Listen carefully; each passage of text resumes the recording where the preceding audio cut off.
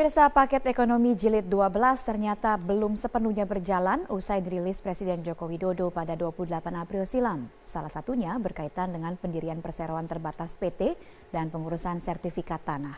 Jokowi pun mengultimatum agar kebijakan ini segera diimplementasikan.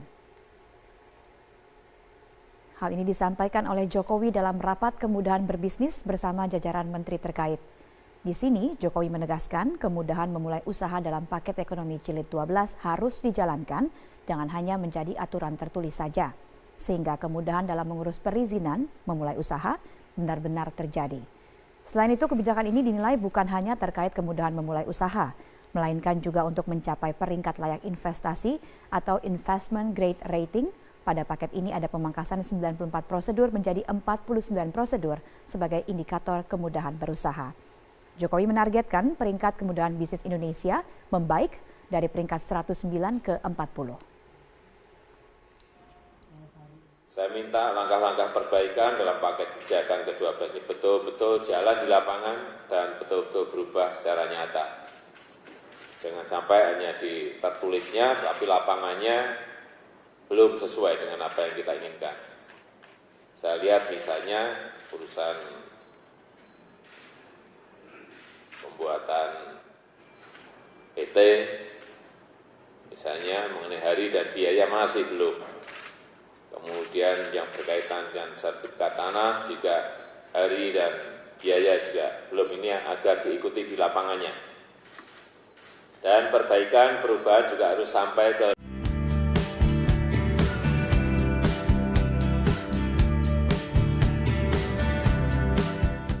Presiden Joko Widodo berjanji menghadiri Munaslup Golkar yang berlangsung pada 15 Mei mendatang di Bali. Jokowi menyebut uang 1 miliar rupiah yang diberikan bakal calon ketua umum sebagai bentuk gotong royong kader Golkar menyukseskan Munaslup.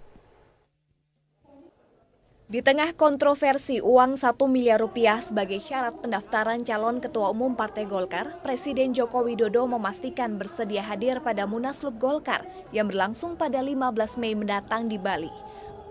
Menurut Jokowi, uang 1 miliar rupiah merupakan bentuk kepedulian kader Golkar karena penyelenggaraan Munas memerlukan biaya yang besar.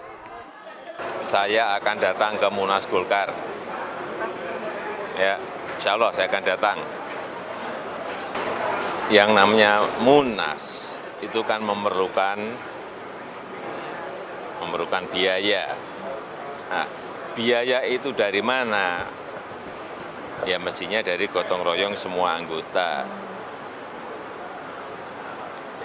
Jadi sah saja dan wajar ya Pak? Gimana sih? Gotong royong dari seluruh anggota. Sementara itu, Wakil Presiden Yusuf Kala menegaskan tidak ada mahar politik pada Munaslup Partai Golkar. JK yang pernah menjabat sebagai Ketua Umum Golkar memastikan uang yang diberikan bakal calon Ketua Umum bersifat sukarela. Tidak ada mahar, tapi ada sumbangan masing-masing untuk penyelenggaraan. Kalau nggak semua bayar gimana Pak? Apa gugur langsung Pak? Kan sumbangan namanya sumbangan, sesuka hati, bukan paksa-paksa. Peringatan bahaya mahar politik berupa syarat uang 1 miliar rupiah disuarakan Ketua Dewan Pertimbangan Partai Golkar Akbar Tanjung. Menurutnya, praktik syarat uang pendaftaran dikhawatirkan menjadi budaya dan diikuti pengurus Golkar di daerah. Padahal kan sebetulnya tidak pakai uang pun masih bisa, kecuali kalau memang sudah tidak bisa, masih bisa. Atau kalaupun masih pakai uang, masih bisa kita iuran, urunan masih bisa. Kami pun dari One Team pun kalau diminta, pasti kami juga akan ikut memberikan urunan. Jadi karena itu menurut saya sebaiknya tidak dipertahankan adanya iuran 1 miliar. Karena itu akan memiliki dampak yang sangat menurunkan citra Partai Golkar di mata publik. Seakan merespon keinginan publik, panitia pengarah Munaslup Golkar membatalkan syarat uang 1 miliar rupiah untuk mendaftar sebagai calon ketua umum. Dengan demikian, Syahrul Yassin Limpo dan Indra Bambang Utoyo ditetapkan sebagai bakal calon ketua umum meskipun belum menyerahkan uang 1 miliar rupiah. Tim Liputan, Metro TV. Pemirsa, sejauh ini 5 calon ketua umum Partai Golkar telah menyampaikan visi dan misi di hadapan kader DPD Golkar se-Sumatera. Arika Bakti akan menyampaikan informasi selengkapnya dari Medan, Sumatera Utara. Andika, siapa saja calon ketua umum Golkar yang telah menyampaikan visi dan misi mereka? Zilvia, hingga saat ini ada sebanyak 6 calon ketua umum Partai Golkar yang sudah menyampaikan visi misinya dalam kampanye calon ketua umum Partai Golkar di salah satu hotel di Kota Medan ini. Dan ini merupakan calon ketua umum ke-7 yang menyampaikan visi misinya dalam kampanye ini, yakni Priyo Budi Santoso. Tadi sebelumnya sekitar 20 menit yang lalu, calon ketua umum Golkar Indra Bambang Utoyo juga baru saja menyampaikan visi misinya dalam kampanye ini.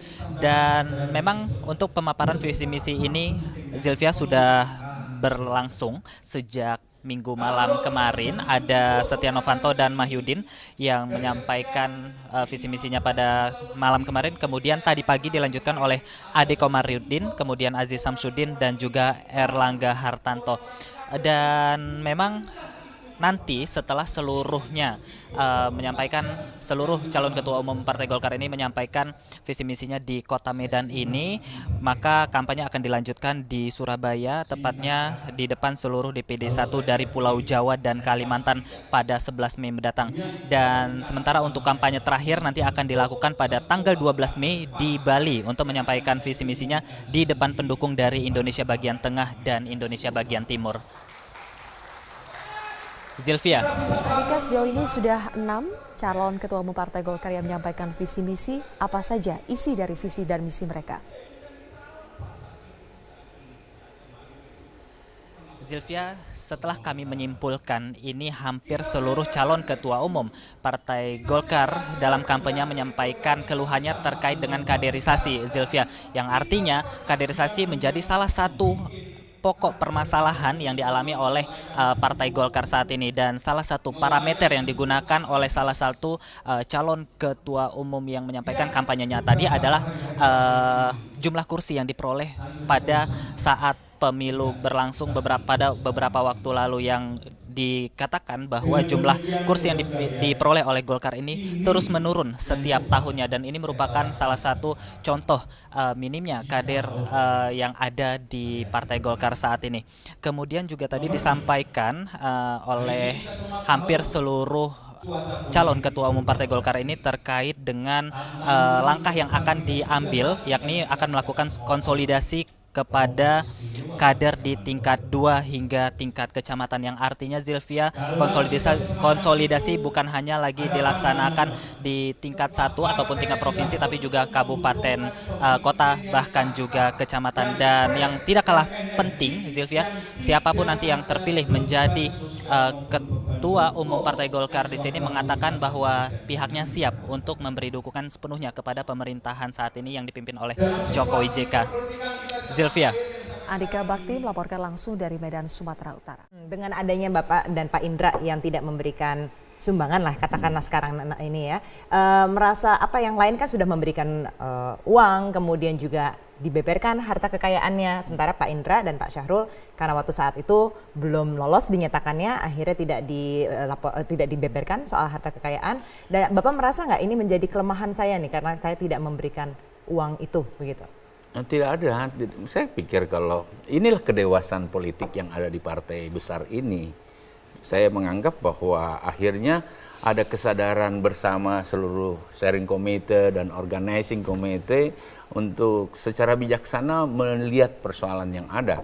Bahwa memang terutama setelah ada katakanlah quote and quote saran dari KPK dan lain-lain sebagainya, berarti kontribusi saya kepada kecintaan saya pada partai itu dapat diterima. Di situ pikiran saya bahwa kemudian partai ini tidak boleh hanya orang yang punya uang atau dibayarkan oleh orang lain yang bisa memimpin, dan itulah kebesaran Partai Golkar yang harus saya jaga gitu. Karena kan tadi dikatakan ini kalau Pak Syahrul tadinya sempat nggak lolos begitu kan, dan apa tuh namanya, dan kemudian tidak memberikan uang 1 miliar. Ini juga mungkin bagi pemilih-pemilih yang masih berpikir, wah berarti ini saya nggak akan kedapatan uang nih kalau begitu. Ini apakah menjadi kekurangan bagi Pak Syahrul? Tadi saya bilang ada dua perspektif ya. Perspektif pertama positif dari publik bisa iya. Tapi perspektif yang kedua, dua hal. Satu, dalam konteks kontribusi, menurut saya Pak Syahrul maupun Pak Indra itu harus memberi paling tidak dalam bentuk kontribusi.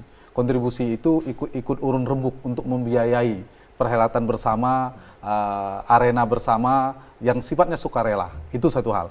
Tapi penting dari itu, saya ingin menjawab pertanyaan Dini.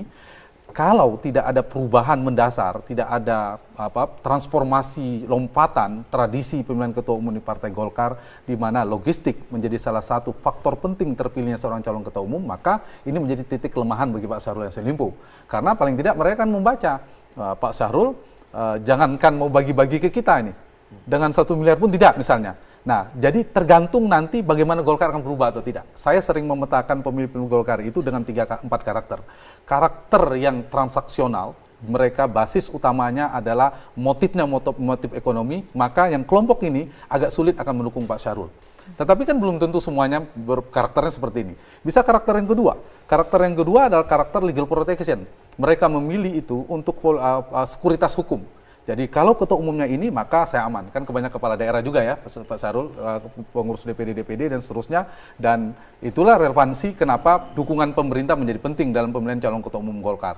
Yang ketiga adalah soal negosiasi, kompromi. Kalau saya terpilih, saya akan tetap menjadi pimpinan DPRD, saya tetap menjadi pengurus DPD, ketua DPD di daerah, kalau ketua umumnya si A, atau saya bisa dibawa ke DPP. Itu sah-sah saja. Nah, kalau yang banyak yang nomor 4, yaitu mereka memilih karena politik gagasan, karena ide, karena komitmen, karena idealisme istilah Pak Syahrul Yassin Limpo, maka Pak Syahrul memiliki akseptabilitas, peluang terpilihnya paling besar. Nah, tergantung nanti bagaimana dinamika di paling besar, yang paling tidak karena komitmen Pak Syahrul tadi, karena gagasan, tidak mau dengan ini dan seterusnya. Tapi kalau Golkar tidak berubah dengan tradisi lamanya, tidak bertransformasi yang banyak kan nomor 1, maka ini menjadi kelemahan bagi Pak Syahrul Yassin Limpo. Sudah berubah belum tapi ini Golkar kalau dilihat Mas Hanta? Tergantung. Ada waktu satu peluang untuk berubahnya memang belum begitu kentara dan kuat, tetapi kita tetap harus menyisipkan sedikit optimisme ruang untuk Golkar barangkali akan melakukan perubahan besar di Munaslup ini. Karena Munaslup ini momentum bagi Golkar akan melakukan perubahan besar, Golkar akan mengalami perbaikan atau proses pembonsaian di internal Golkar sendiri dengan menyuburkan hal-hal yang semacam itu. Mas Hanta, tanggapan Anda terkait akhirnya nih iuran ini dirubah menjadi sumbangan yang bersifat sukarela. Bagaimana tanggapan Anda? Ya, catatan kritis saya pada saat itu, jangan sampai ide tentang 1 miliar ini menjadi basis seleksi terhadap calon ketua umum di Golkar. Kalau itu menjadi basis seleksi atau kewajiban, menurut saya berbahaya.